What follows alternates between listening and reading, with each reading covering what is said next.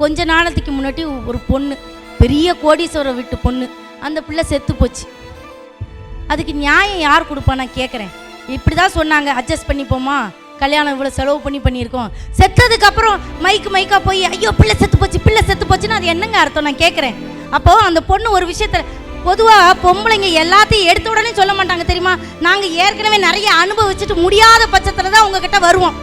எப்பா என்னால் முடியலன்னு. அதுக்கு முன்னாடி எத்தனை வழிகளை நாங்கள் தாங்கிக்கிட்டு, ஐயோ இதை சொன்னால் அப்பா வருத்தப்பட்டுருவாங்களே, ஐயோ இதை சொன்னால் என் தம்பி தவிச்சு போயிடுவானேன்னு மறைச்சிட்டு முடியாத கட்டத்தில் இதுக்கு மேலே நாங்கள் இருந்த என் உயிரே ஆபத்தில் முடியுங்கிற பட்சத்தில் நான் ஒரு தம்பின்ற பாசமான செத்து போனதுக்கப்புறம் மைக்கு பின்னாடி வந்துட்டு என் பிள்ளை போச்சுன்னு அழுகுறது அப்பா பாசமான கேட்குறேன். அப்போ அது வரைக்கும் எங்கே போச்சு உங்கள் கௌரவம்? அது வரைக்கும் எங்கே போச்சு? போகலைல்ல. இன்னைக்கு நிறைய பிள்ளைங்க, அன்னைக்கு ஒரு பிள்ளை அடி வாங்கினான்னு நான் சொன்னேன், நிறைய பேர் நாங்களும் அப்படியான்னு என்கிட்ட சண்டைக்கு வந்தாங்க. நான் அவங்கள்ட்ட கேட்குறேன், நான் அவங்கள சொல்லலை.